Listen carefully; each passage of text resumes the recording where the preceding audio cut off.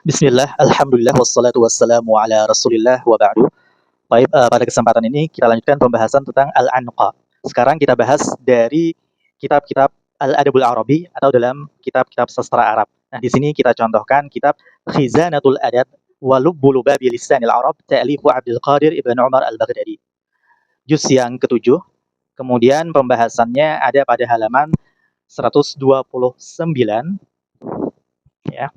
Bisa kita lihat di sini disebutkan bait syair yang berbunyi walaula difa'i an ifaqin wa mashhadi hawat bi'ifaqin na'udhu anqa mughribu. Walaula difa'i an ifaq, kalau bukan pembelaanku terhadap ifaq wa mashhadi dan kehadiranku, hawat bi'ifaqin a'udhu anqa mughribu, tentu ya akan turun menyambar ifaq a'udhu abadan selamanya anqa mughrib, burung anqa mughrib.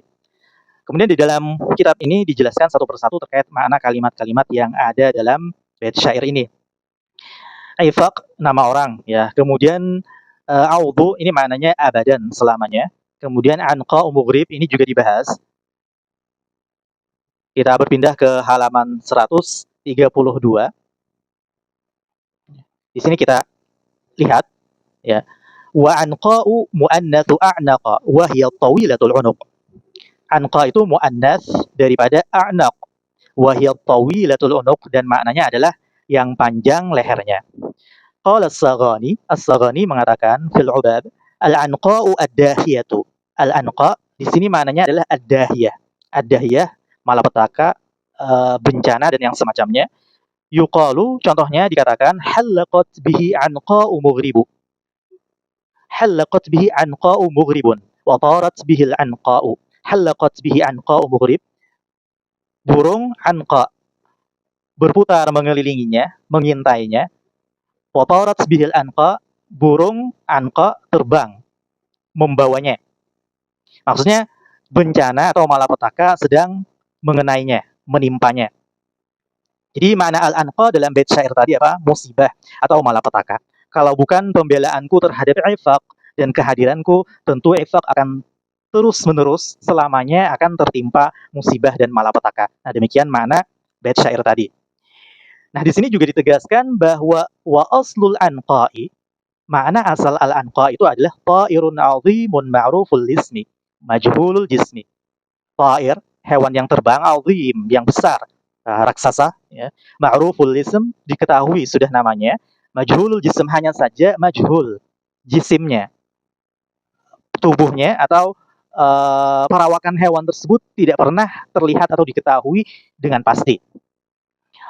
Kemudian pada halaman 135 disebutkan adanya sejumlah ulama yang menghikayatkan kisah-kisah atau cerita-cerita tentang burung ini.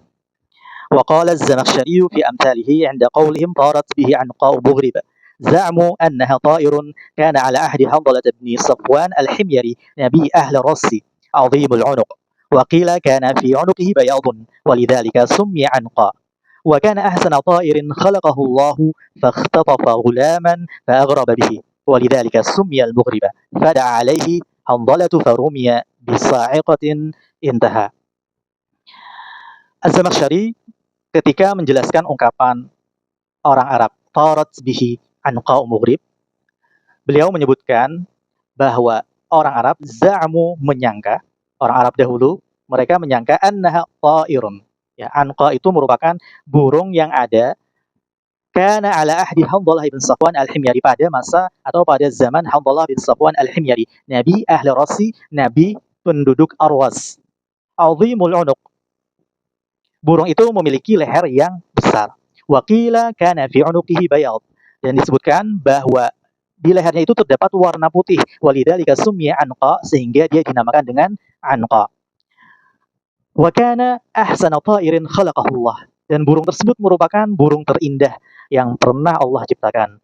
Fakhtatafa gulaman, pada suatu saat, pada suatu hari, burung ini menculik seorang anak kecil, fa'aghraba bihi, lalu membawanya jauh pergi ya, menjauh entah kemana ya, tidak diketahui tempatnya. Walidzalika summiyal mughrib, oleh karena itulah dinamakan, burung ini dinamakan dengan al-mughrib, yang pergi menjauh. Fada'a alaihi Hanzalah, maka Hanzalah pun mendoakan keburukan terhadap burung ini, farumiya bisa'iqatin, sehingga burung tersebut terkena atau tersambar oleh petir. Intaha. Wa qala al-Qazwini, innahu a'zamu at-tayri juthatan wa akbaruha khilqatan. Takhtiful fila kama takhtiful hada'atul fa'ra. وكانت قديما بين الناس فتأذوا منها إلى أن سلبت يوما عروسا بحليها فدعا عليها حنظلة النبي فذهب الله بها فذهب الله بها إلى بعض جزائر البحر المحيط وراء خط الاستواء وهي جزيرة لا يصل إليها الناس وفيها حيوان كثير كالفيل والكركند والجاموس والببر والسباع وجوارح الطير وعند طيرانها يسمع لأجنحتها دوي كدوي رعد القاصف والسيل وتعيش 2000 سنة وتزاوج إذا مضى لها 500 عام. Al-Qazwini di sini menyebutkan bahwa burung ini burung yang paling besar tubuhnya, jadi burung raksasa.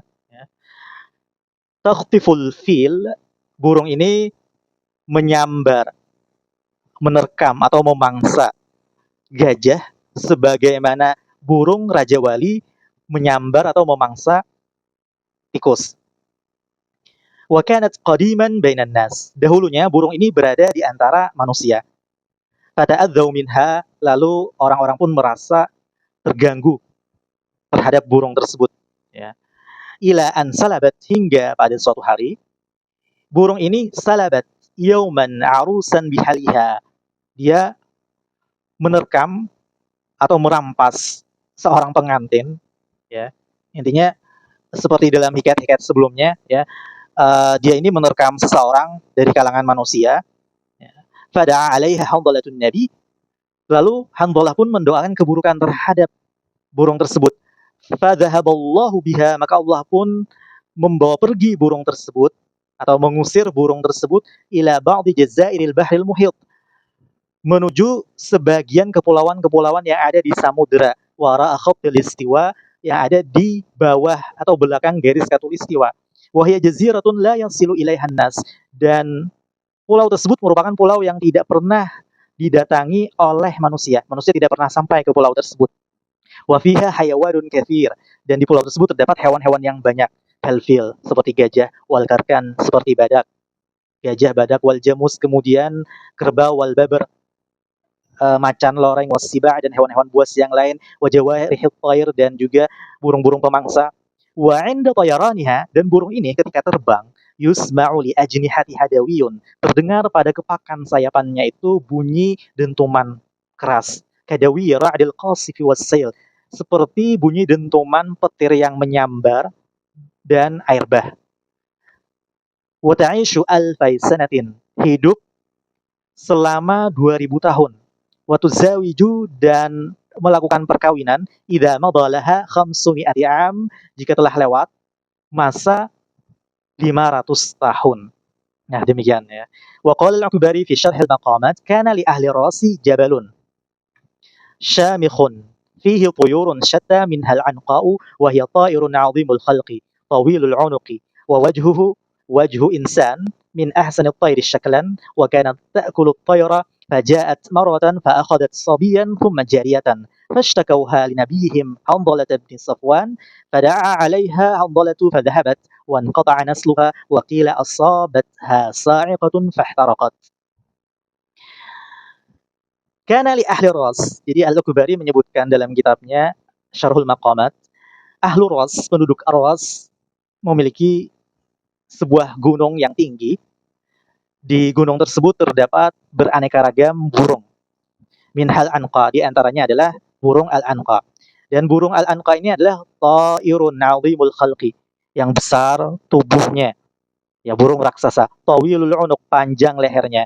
Wa wajhu insan, dan wajahnya itu seperti wajah manusia, katanya seperti itu. Min ahsanit tayri syaklan, ya, termasuk burung yang paling indah bentuknya.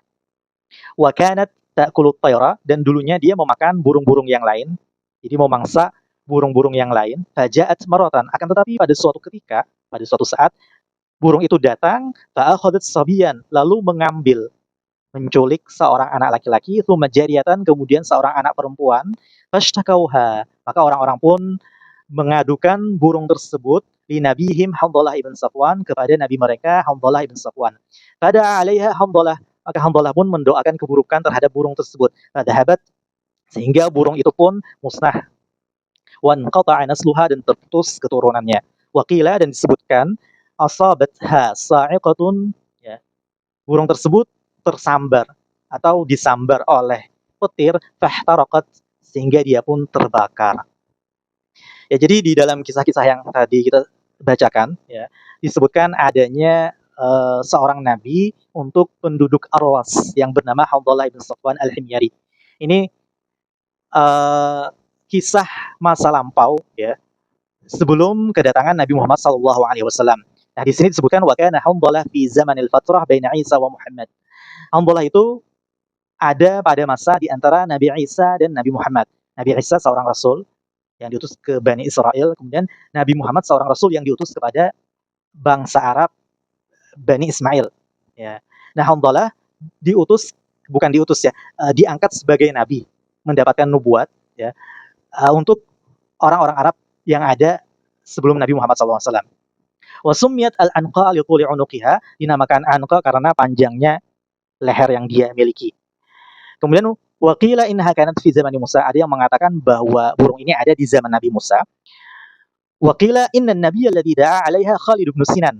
Kemudian ada yang mengatakan bahwa nabi yang mendoakan keburukan terhadap burung tersebut adalah Khalid ibn Sinan. Ini seperti yang disebutkan dalam kitab As-Sirajul Munir sebelumnya, ya. Wa fil mathal, dan dalam sebuah perumpamaan orang Arab, kal anqa'i tasma'u biha wa la tura. Seperti halnya burung anqa, tasma'u biha, kamu bisa mendengar tentangnya, wa la tura, dan burung tersebut tidak pernah terlihat. Kal ghul, dan seperti halnya juga ghul. Wal muradu adamu ru'yatiha ba'da al-inqiradil madhkur, dan yang dimaksud di sini adalah tidak melihatnya setelah punahnya hewan tersebut seperti yang sudah disebutkan sebelumnya. Wa summiyat mughriban bi zinat ismil fa'il min aghraba li anha kanat taji'u bil gharaib. Di sini dijelaskan anqa itu disifati dengan mughrib, isim fa'il dari aghraba, li anha kanat taji'u bil gharaib, karena burung ini seringkali datang membawa hal-hal yang gharib, aneh, ya. Kemudian di sini dijelaskan ada sejumlah bait syair yang menyebutkan kalimat anqa tanpa sifatnya mughrib, ya. Misalnya di sini lamma raaitu bani zamani wa ma bihim khilun wafiyun lisyadaidi astafi alimtu anal mustahila thalathatun al-ghulu wal anqa wal khilul wafi. Ya. Kemudian demikian juga al khillu wal ghulu wal anqa thalithatun asma'u asya' lam tujad wa lam takun. Ya, nah ini pembahasan yang disebutkan dalam kitab Khizanatul Adab. Intinya yang bisa kita ambil dan simpulkan dari pembahasan yang disebutkan. Jadi anqa itu adalah burung yang ada di masa dahulu kala, ya. Dikisahkan burung tersebut dulunya ada, kemudian Allah Subhanahu wa taala tetapkan burung tersebut punah atau musnah, dimusnahkan, ya, karena merugikan manusia. Kemudian terkait masalah burung tersebut, ada di masa Hanzalah bin Safwan al-Himyari atau di masa Khalid bin Sinan al-Absi, maka ini perlu ada catatan, ya, catatan yang perlu kita sampaikan. Jadi kan para ulama berselisih pendapat, apakah ada nabi di kalangan bangsa Arab, ya, sebelum Nabi Muhammad SAW, di masa fase antara Nabi Isa dan Nabi Muhammad. Ini diperselisihkan oleh para ulama. Kemudian status Hanzalah dan juga Khalid bin Sinan sebagai nabi juga diperselisihkan oleh para ulama. Menurut Imam Ibnu Katsir dalam Al-Bidayah wan Nihayah, beliau menguatkan pendapat yang mengatakan bahwa Hanzalah, Khalid bin Sinan ini adalah orang-orang saleh yang ada pada masa itu, tapi bukan nabi. Ya, demikian. Nah, ini kira-kira yang perlu kita pahami dengan baik. Kemudian juga Ashabur Rasi itu ada penyebutannya di dalam Al-Quran, ya. Penduduk Ras itu ada dalam Al-Quran. Tapi kan terkait Hanzalah bin Safwan al-Himyari, kemudian Khalid bin Sinan al-Absi, ini tidak disebutkan dalam Al-Quran, tapi disebutkan dalam hikayat-hikayat, ya. Nah, hikayat ini memang tidak sampai pada derajat qat'i, ya. tapi sampai derajat dhanni dan bisa jadi turun menjadi dhanni marjuh ya.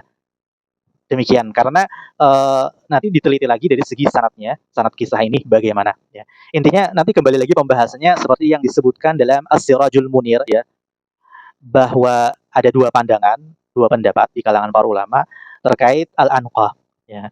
Apakah burung itu benar-benar ada ya, pernah ada kemudian punah atau musnah, atau burung ini sama sekali sebenarnya tidak ada, hanya bersifat fiktif ya, yang ada dalam cerita-cerita hikayat-hikayat orang Arab di masa lampau. Demikian. Wallahu taala alam bisawab. Wassallallahu ala nabiyyina Muhammadin wa ala alihi wasallam wa akhiru da'wana alhamdulillahi rabbil alamin.